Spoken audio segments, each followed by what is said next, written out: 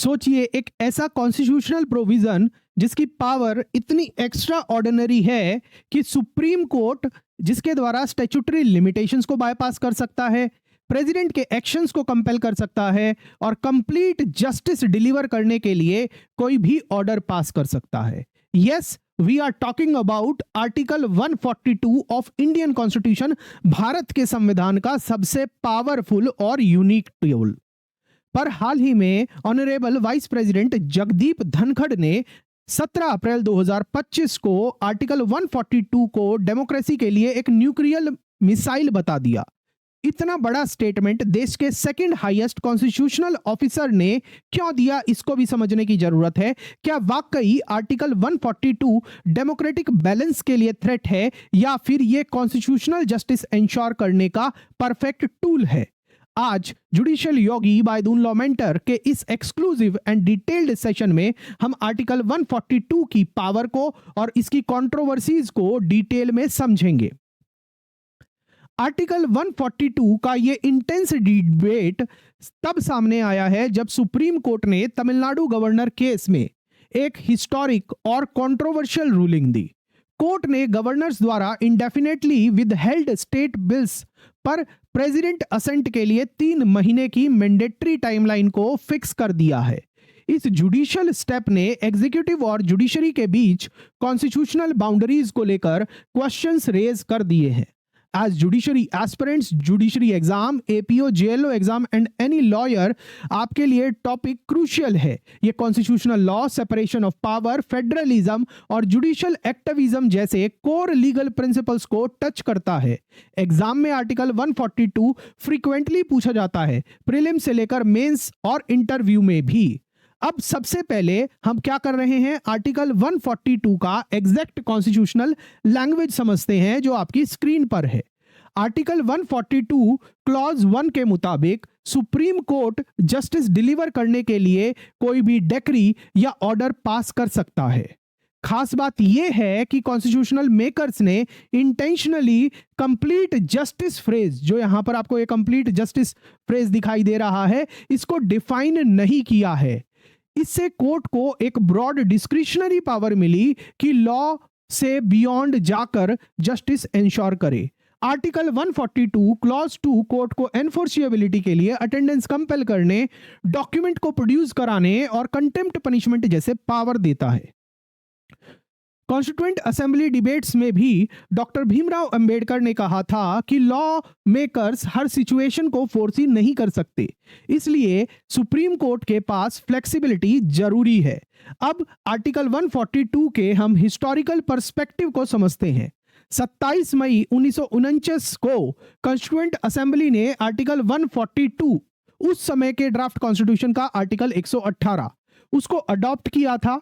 Framers ने इसके पीछे लॉजिक दिया था कि हर एक्स्ट्रा ऑर्डिनरी सिचुएशन के लिए स्टैट्यूट्स बना पाना इम्पॉसिबल है, इसलिए जुडिशरी को एक्सेप्शनल सर्कमस्टांस में जस्टिस के लिए फ्लेक्सिबिलिटी देना जरूरी था। डॉक्टर अंबेडकर ने भी क्लियरली एम्फेसाइज किया था कि जस्टिस डिलीवर करने के लिए समटाइम जुडिशरी को प्रोसीजरल लॉ की रिजिडिटी से ऊपर उठना होगा। इसी लॉजिक ने कंप्लीट जस्टिस इंटेंशनली अनडिफाइंड रखा गया ताकि जुडिशरी इसे कंटेक्चुअली इंटरप्रेट कर सके केस टू केस बेसिस पर। यह फ्लेक्सिबिलिटी आज 142 आर्टिकल की एक्स्ट्रा ऑर्डिनरी पावर का बेसिस बनी है। अब बात करते हैं कुछ लैंडमार्क जजमेंट की जहां पर सुप्रीम कोर्ट ने आर्टिकल 142 का यूज किया। लैंडमार्क जजमेंट की अगर हम बात करें तो सबसे इंपॉर्टेंट लैंडमार्क जजमेंट जहां पर 142 का यूज हुआ है, आप सभी को पता ही है, भोपाल गैस ट्रेजेडी केस 1989 का केस, जहां पर सुप्रीम कोर्ट ने immediate social justice and humanitarian intervention करते हुए कंपेंसेशन दिलवाई थी। दूसरा विशाखा गाइडलाइंस का 1997 का केस है, जहां पर जुडिशियल गाइडलाइंस आई थी किसके लिए, work place safety for women के लिए। और शत्रुघ्न चौहान 2014 का केस, बलवंत सिंह 2025 का केस, मर्सी पिटीशन और एग्जीक्यूटिव अकाउंटेबिलिटी के लिए यह जजमेंट आई है। और अभी हाल ही का तमिलनाडु गवर्नर केस 2025 का, जिसने ये कंट्रोवर्सी क्रिएट कर दी है टाइमलाइंस ऑन एग्जीक्यूटिव डिलेज के रेफरेंस में। और उसके अलावा कंचा गच्चीबावली फॉरेस्ट केस 2025 का ही केस है, जहां पर सुप्रीम कोर्ट ने आपको पता ही है तेलंगाना सरकार ने 100 एकड़ के लैंड को खत्म कर दिया रातों रात, तो उसको रिस्टोर करने के लिए सुप्रीम कोर्ट ने एनवायरनमेंट की प्रोटेक्शन के लिए डीप कॉन्स्टिट्यूशनल प्रोटेक्शन के लिए आर्टिकल 142 का यूज करते हुए बोला है कि 100 एकड़ लैंड को दोबारा से रिस्टोर कर दो, नहीं तो तुम्हारे ऑफिसर्स जेल में जाएंगे। इस जजमेंट पर जो कंचा गच्चीबावली केस है, इसके ऊपर मैंने एक डिटेल्ड सेशन बनाया है आप लोगों के लिए, आप चाहें तो उसको भी देख सकते हैं, चैनल पर आपको मिल जाएगा। अब एक एक करके इन इंपॉर्टेंट जजमेंट्स को हम थोड़ा सा समझते हैं 142 के पर्सपेक्टिव में। सबसे पहले आपके सामने आया है Bhopal gas tragedy, humanitarian intervention जिसमें सुप्रीम कोर्ट ने की थी। 1984 की भोपाल गैस ट्रेजेडी में हजारों लोगों की जान गई, लाखों परमानेंटली इंजर्ड हो गए। स्टैट्यूटरी लॉ उस समय इफेक्टिव कंपेंसेशन प्रोवाइड नहीं कर पा रहे थे। तब सुप्रीम कोर्ट ने union carbide corporation versus union of India 1989 में आर्टिकल 142 को इन्वोक किया और कोर्ट ने $470 मिलियन का इमीडिएट कंपेंसेशन विक्टिम्स के लिए ग्रांट किया। क्रिटिक्स ने कहा यह जुडिशियल ओवररीच है क्योंकि प्रोसीजरल नॉर्म्स बाईपास हुए इस केस में, पर सुप्रीम कोर्ट ने क्लैरिफाई किया कि प्रोसीजरल टेक्निकलिटीज कंप्लीट जस्टिस देने में बाधा नहीं बन सकती। आप बताइए आपको अभी तक ये सेशन कैसा लग रहा है। भोपाल केस में आर्टिकल 142 ने क्विक और इफेक्टिव जस्टिस डिलीवर किया, जो टेक्निकल स्टैट्यूट के जरिए शायद इम्पॉसिबल था, यह ध्यान रखिएगा। अगला जो केस है वो विशाखा गाइडलाइन 1997 का है, जो जुडिशियल लेजिस्लेशन की बात करता है towards the women safety at the work place. 1997 में विशाखा केस में सुप्रीम कोर्ट ने वर्क प्लेस सेक्सुअल हरासमेंट पर गाइडलाइन इशू की, क्योंकि उस समय इंडिया में ऐसा कोई स्टैट्यूट नहीं था। आर्टिकल 142 की पावर से ये गाइडलाइन लीगली बाइंडिंग बनी और नेशन वाइड एनफोर्स भी की गई। सुप्रीम कोर्ट ने international law convention of elimination of discrimination against women के प्रिंसिपल्स को भी इंक्लूड किया, ताकि कॉन्स्टिट्यूशनल वैल्यूज आर्टिकल 14 और आर्टिकल 21 वो भी अपहोल्ड हो पाए। ये गाइडलाइन 2013 में पार्लियामेंट ने फाइनली एक फॉर्मल स्टैट्यूट पोश एक्ट के रूप में अडॉप्ट की। ये दिखाता है आर्टिकल 142 जुडिशरी को एक यूनिक लेजिस्लेटिव रोल भी देता है। अब इसके बाद हम बात कर रहे हैं प्रेजेंट वाला केस, जहां पर यह कंट्रोवर्सी अरोज हुई है, तमिलनाडु गवर्नर केस 2025 का। कॉन्स्टिट्यूशनल कंट्रोवर्सी क्या है समझिए उसको। 2025 में तमिलनाडु केस के अंदर सुप्रीम कोर्ट ने आर्टिकल 142 इन्वोक करते हुए गवर्नर RN रवि द्वारा इंडेफिनेटली पेंडिंग बिल्स पर प्रेसिडेंशियल असेंट को 3 महीने की स्ट्रिक्ट टाइमलाइन इंपोज कर दी। सभी को पता है ये। कोर्ट ने कहा गवर्नर के ऐसे इंडेफिनेट डिलेज फेडरलिज्म प्रिंसिपल्स और आर्टिकल 200 को वायलेट करते हैं, इससे स्टेट लेजिस्लेटिव ऑटोनॉमी डैमेज होती है। वाइस प्रेसिडेंट धनखड़ ने इसे डेमोक्रेसी के खिलाफ बताते हुए कहा कि यह जुडिशियल ओवररीच है और आर्टिकल 142 डेमोक्रेसी के लिए एक न्यूक्लियर मिसाइल जैसा है। आर्टिकल 142 डेमोक्रेसी के लिए एक न्यूक्लियर मिसाइल जैसा है। This is the statement of vice president Jagdeep Dhankhar. अब इस क्रिटिसिज्म को हम कॉन्स्टिट्यूशनल पर्सपेक्टिव में डिटेल में एनालिसिस करते हैं, कॉन्स्टिट्यूशनल इस चीज को समझते हैं। आपके लिए मजा आएगा जब आप पूरा एनालिसिस समझेंगे। वाइस प्रेसिडेंट धनखड़'s क्रिटिक इन कॉन्स्टिट्यूशनल पर्सपेक्टिव्स। आर्टिकल 2000 अप्रैल 2025 में वीपी जगदीप धनखड़ ने आर्टिकल 142 को शार्पली क्रिटिसाइज किया। उन्होंने कहा सुप्रीम कोर्ट इनडायरेक्टली प्रेसिडेंट के एक्शन में इंटरफेयर कर रहा है और डेमोक्रेसी के लिए सीरियस थ्रेट है। पर धनखड़ ने जो आर्ग्यूमेंट में एक बड़ा कॉन्स्टिट्यूशनल फ्लॉ है वो क्या है कि कॉन्स्टिट्यूशन के आर्टिकल 74 क्लियरली ये कहता है कि प्रेसिडेंट इंडिपेंडेंटली कोई डिसीजन नहीं लेते, वो तो काउंसिल ऑफ मिनिस्टर्स की एडवाइस के अकॉर्डिंगली एक्ट करते हैं। इसके अलावा सुप्रीम कोर्ट ने शत्रुघ्न चौहान 2014 या फिर बलवंत सिंह 2025 केसेस में पहले भी प्रेसिडेंट के मर्सी पिटीशन पर टाइमलाइन सेट की है। तो इसका मतलब क्या है? This is a established president, जहां पर प्रेसिडेंट अगर टाइमली एक्ट नहीं कर रहे हैं तो उनके लिए डेडलाइन फिक्स की जाती रही है। फर्स्ट टाइम नहीं हो रहा है ऐसा, पहले भी हुआ है। मर्सी पिटीशन वाले आप कई सालों तक पहले मर्सी पिटीशन प्रेसिडेंट के पास पड़ी रहती थी, तो फिर शत्रुघ्न चौहान और ये बलवंत सिंह के केसेस के अंदर वहां पर भी मेंशन कर दिया गया है कि वहां पर भी टाइमलाइन फिक्स कर दी गई है। तो this is not first time happening. आप बताइए कि आपको ये कॉन्स्टिट्यूशनल पर्सपेक्टिव अभी तक कैसा लग रहा है, कमेंट सेक्शन के अंदर जरूर बताइएगा। और वीडियो अच्छा लग रहा है तो अपने दोस्तों के साथ सभी व्हाट्सएप ग्रुप पे, टेलीग्राम ग्रुप में शेयर जरूर कर दीजिएगा। आगे बढ़ते हैं। तो ये क्लियर है कि धनखड़ का ये कहना, vice president honourable Jagdeep Dhankhar ji का ये कहना कि जुडिशियल इंटरफेरेंस अनप्रेसिडेंटेड और अनकॉन्स्टिट्यूशनल है, कॉन्स्टिट्यूशनली एक्यूरेट नहीं है, संवैधानिक तौर पर ये ठीक नहीं है जो वो कह रहे हैं। अब बात करते हैं judicial review of presidential actions की। धनखड़ जी का क्रिटिसिज्म था कि सुप्रीम कोर्ट प्रेसिडेंट के एक्शंस को इंटरफेयर नहीं कर सकता क्योंकि प्रेसिडेंट है, एक्शंस इम्यून है जुडिशियल रिव्यू से, पर कॉन्स्टिट्यूशनल हेल्थ ही रियली इससे बिल्कुल अलग है। सुप्रीम कोर्ट ने मल्टीपल लैंडमार्क जजमेंट में क्लियरली एस्टैब्लिश किया कि प्रेसिडेंट के एक्शन जुडिशियल रिव्यू से इम्यून नहीं है, जैसे कि Shamsher Singh versus state of Punjab का case, Shamsher Singh versus state of Punjab का केस सुप्रीम कोर्ट ने क्लैरिफाई किया था कि प्रेसिडेंट काउंसिल ऑफ मिनिस्टर्स की एड एंड एडवाइस पर एक्ट करते हैं, इंडिपेंडेंटली नहीं। इस जजमेंट के मुताबिक प्रेसिडेंट एक कॉन्स्टिट्यूशनल हेड है, डिस्क्रिशनरी पावर उनके पास प्रैक्टिकली नहीं है। समझ रहे हो, प्रेसिडेंट जो भी काम करते हैं वो काउंसिल ऑफ मिनिस्टर की एड एंड एडवाइस पर काम करते हैं, वो अपने आप से तो कुछ नहीं करते, तो इसका मतलब उनके पास कोई डिस्क्रिशनरी पावर तो है ही नहीं। अब बात करते हैं हम SR Bommai versus union of India की। SR Bommai versus union of India की 1994 का केस है और Rameshwar Prasad versus union of India 2006 का केस। इन दोनों केसेस में कहीं ना कहीं कोर्ट ने यह बोला कि प्रेसिडेंट द्वारा आर्टिकल जो 356 प्रेसिडेंट रूल, जिसको हम स्टेट इमरजेंसी कहते हैं, इंपोज करने के फैसलों को भी जुडिशियल रिव्यू के लिए ओपन डिक्लेयर किया था।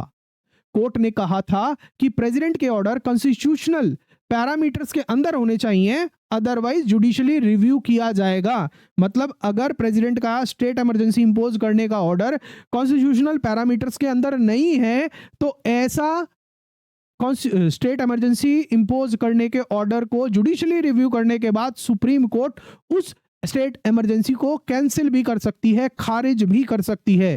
तो presidential actions are always open to judicial review if they seem to be not aligned with the constitutional principles. Got my point?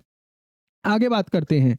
ये जो प्रेसिडेंट्स हैं क्लियरली बताते हैं, क्या बताते हैं कि प्रेसिडेंशियल एक्शंस जुडिशियली रिव्यूएबल हैं, इसलिए श्री धनखड़ जी की क्रिटिसिज्म कॉन्स्टिट्यूशनल प्रिंसिपल्स और सुप्रीम कोर्ट के एस्टैब्लिश्ड प्रेसिडेंट के साथ बिल्कुल भी अलाइन नहीं करती। समझिएगा इस चीज को। अब बात करते हैं जुडिशियल ओवररीच का जो कंसर्न उठा है, जुडिशियल रिस्पॉन्सिबिलिटी का जो कंसर्न उठा है, उस पर समझते हैं। अब क्वेश्चन आता है कि जुडिशियल ओवररीच का ये बिल्कुल सही है कि एक्सेसिव जुडिशियल एक्टिविज्म और आर्टिकल 142 का मिसयूज सेपरेशन ऑफ पावर को डिसरप्ट कर सकता है।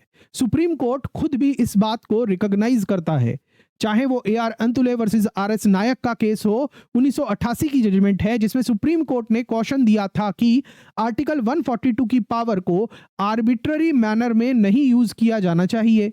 कोर्ट ने कहा था कि यह पावर फंडामेंटल राइट्स और एग्जिस्टिंग लॉज के बेसिक स्पिरिट को वॉयलेट नहीं कर सकती। दूसरी तरफ जुडिशरी की कॉन्स्टिट्यूशनल ड्यूटी भी है कि फंडामेंटल राइट अपहोल्ड करे और एग्जीक्यूटिव इनएक्शन या लेजिस्लेटिव गैप्स के खिलाफ प्रोटेक्शन प्रोवाइड करे। आर्टिकल 142 का ऐसा यूनिक कॉन्स्टिट्यूशनल मैकेनिज्म है जो जुडिशरी को फ्लेक्सिबिलिटी देता है। इसका बैलेंस्ड और रिस्पॉन्सिबल इस्तेमाल करना जुडिशरी की कहीं ना कहीं एक रिस्पॉन्सिबिलिटी भी है। इसलिए judiciary aspirants and lawyers and other exams aspirants judicial activism और जुडिशियल रेस्ट्रेंट के बीच एक बैलेंस्ड पर्सपेक्टिव देना होगा। यही जुडिशियल कॉन्स्टिट्यूशनल हार्मनी के लिए जरूरी है। तो मतलब आपके इंटरव्यू में आपसे कुछ पूछा जाए ऐसा कि सुप्रीम कोर्ट वर्सेस एग्जीक्यूटिव या जुडिशरी वर्सेस एग्जीक्यूटिव, तो आपको वन साइडेड होके कभी भी अपने सवाल का जवाब नहीं देना है। आपको कॉन्स्टिट्यूशनल हार्मनी के साथ अपने बैलेंस पर्सपेक्टिव देना होगा। ये बात ध्यान रखिए, तभी आपका आंसर करेक्ट माना जाएगा। और जो रियलिटी भी है, क्योंकि हमेशा अगर दो चीज़ों के अंदर द्वंद्व होता है तो हमारा ये कॉन्स्टिट्यूशन का प्रिंसिपल भी है, नॉर्मल इंटरप्रिटेशन ऑफ सूट्स का भी इंटरप्रिटेशन ऑफ स्टैट्यूट्स का भी प्रिंसिपल है, डॉक्ट्रिन ऑफ हार्मोनियस कंस्ट्रक्शन हम जिसको कहते हैं। ठीक है, तो आप उसको वही चीज आपको कॉन्स्टिट्यूशनल हार्मनी के लिए आपको बैलेंस्ड अप्रोच ही रखनी चाहिए। अब आगे चलते हैं, judicial watchdog role of article 142 को डिस्कस कर रहे हैं। आर्टिकल 142 की सबसे बड़ी यूटिलिटी यह है कि जुडिशरी को एग्जीक्यूटिव और लेजिस्लेटिव ब्रांचेस पर वॉचडॉग की तरह काम करने की ताकत देता है। शत्रुघ्न चौहान केस 2014 में कोर्ट ने मर्सी पिटीशन पर अनरीजनेबल एग्जीक्यूटिव डिलेज को अनकॉन्स्टिट्यूशनल बताते हुए आर्टिकल 142 से डेथ सेंटेंस कम्यूट की थी। समझ रहे हो, डेथ सेंटेंस को कम्यूट कर दिया था, क्योंकि प्रेसिडेंट ने डिसाइड ही नहीं किया, लंबा टाइम हो गया था डिसाइड किए हुए, पिटीशन बहुत लंबे समय से पेंडिंग पड़ी थी। बलवंत सिंह केस 2025 में भी मल्टी पिटीशन पर टाइमलाइन सेट की ताकि एग्जीक्यूटिव अकाउंटेबिलिटी इंश्योर हो। कंचा गच्ची बाउली फॉरेस्ट केस 2025 का, ताज ट्रेपेजियम केस 1996 का और recent Delhi air pollution case 2025 का, इसमें सुप्रीम कोर्ट ने आर्टिकल 142 में जुडिशरी ने एनवायरमेंटल प्रोटेक्शन और एग्जीक्यूटिव अकाउंटेबिलिटी एनफोर्स करी है। इस प्रकार आर्टिकल 142 जुडिशरी को एक नेसेसरी वॉचडॉग बनाता है ताकि एग्जीक्यूटिव और लेजिस्लेचर कॉन्स्टिट्यूशनल बाउंड्रीज को वॉयलेट ना करे। अब बात करते हैं कि ये जो आर्टिकल 142 है ये फेडरलिज्म पर क्या इंपैक्ट डालता है, कॉन्स्टिट्यूशनल पर्सपेक्टिव में समझते हैं। तमिलनाडु गवर्नर केस 2025 फेडरलिज्म के पर्सपेक्टिव से भी बहुत इंपॉर्टेंट है। गवर्नर द्वारा इंडेफिनिट डिलेज से स्टेट्स की लेजिस्लेटिव ऑटोनॉमी डीपली अफेक्ट हो रही थी। सुप्रीम कोर्ट ने आर्टिकल 142 का यूज करके टाइमलाइन फिक्स की ताकि फेडरल बैलेंस रिस्टोर हो। हालांकि क्रिटिक्स आर्ग्यू करते हैं कि सुप्रीम कोर्ट फेडरलिज्म में इंटरफेयर कर रहा है, लेकिन कॉन्स्टिट्यूशनल एक्सपर्ट्स ने क्लैरिफाई किया कि यह एक्शन फेडरलिज्म को स्ट्रेंथन करता है, वीकन नहीं। समझ रहे हैं, स्ट्रेंथन करता है, वीकन नहीं। जब कॉन्स्टिट्यूशनल मशीनरी ने लेजिस्लेटिव डेडलॉक आ जाए तब आर्टिकल 142 ही एक ऐसा कॉन्स्टिट्यूशनल रामबाण है, सोल्यूशन है जो फेडरलिज्म की स्पिरिट और स्टेट ऑटोनॉमी को प्रोटेक्ट करता है। आप ध्यान रखिएगा जुडिशरी एस्पिरेंट्स, ये बैलेंस्ड कॉन्स्टिट्यूशनल आर्ग्यूमेंट समझना आपके एग्जाम में डिटेल्ड आंसर और इंटरव्यूज के लिए बहुत वैल्यूएबल होगा। आप ध्यान रखिएगा इसको। अब आपको बताना है कि आर्टिकल 142 पर आपकी क्या राय है। क्या आपको लगता है कि आर्टिकल 142 डेमोक्रेसी के लिए एक थ्रेट है या कॉन्स्टिट्यूशनल जस्टिस के लिए एक जरूरी टूल है? अपने वैल्यूएबल विचार कमेंट्स में साझा करिएगा। आपको क्या लगता है, क्या सुप्रीम कोर्ट ने आर्टिकल 142 का बैलेंस्ड यूज किया या जुडिशियल ओवररीच किया इस केस के अंदर? Judicial Yogi by DLM Doon law mentor आपके ओपिनियंस और डिबेट्स को इंपॉर्टेंस देता है, क्योंकि आपकी एंगेजमेंट से ही कॉन्स्टिट्यूशनल समझ डीपन होगी। यह हमें आपके से जवाबों का इंतजार रहेगा। अब जाते जाते मैं आपको एक चीज बताना चाहता हूं कि जुडिशरी, एपीओ और जेएलओ एस्पिरेंट्स के लिए टॉपिक इतना क्रूशियल क्यों है। प्रीलिम्स में आर्टिकल 142 फ्रीक्वेंटली क्वेश्चंस में आता है। इसके कंटेक्स्ट, इंटरप्रिटेशन, लैंडमार्क जजमेंट याद रखने होंगे आपको, बहुत सारे तो हमने बता ही दिया आपको। मेंस में ऐसे पर्सपेक्टिव से और लॉन्ग आंसर्स में भी ये डिबेट डीपली एक्सप्लेन करनी होगी। जैसे judicial activism versus judicial restaurant का अगर ऐसे आ जाए, या सेपरेशन ऑफ पावर्स का ऐसे आ जाए, या फेडरलिज्म इंप्लीकेशंस पे ऐसे आ जाए, तो आप वहां इसको इनकॉर्पोरेट कर सकते हैं। As far as interview is concerned, article 142 पर क्वेश्चंस आपके कॉन्स्टिट्यूशनल अंडरस्टैंडिंग और बैलेंस्ड अप्रोच को टेस्ट करेंगे। जजेस और इंटरव्यू पैनलिस्ट आपकी कॉन्स्टिट्यूशनल थिंकिंग और जुडिशियल टेम्परामेंट समझना चाहते हैं। एस्पिरेंट्स, जुडिशरी एस्पिरेंट्स को ये डिबेट केयरफुली समझनी चाहिए ताकि डिटेल्ड कॉन्स्टिट्यूशनैलिटी, एक्यूरेट और बैलेंस्ड आंसर आप एग्जाम में लिख पाएं। उम्मीद है कि ये detailed, expanded and ultra engaging analysis आपको पसंद आया होगा। हमें आर्टिकल 142 के constitutional history, landmark judgment, recent controversies and vice president Dhankhar की क्रिटिसिज्म तक हर एंगल डीपली कवर किया है। अगर ये कंटेंट आपको वैल्यूएबल लगा है तो इस वीडियो को तुरंत जरूर लाइक करें।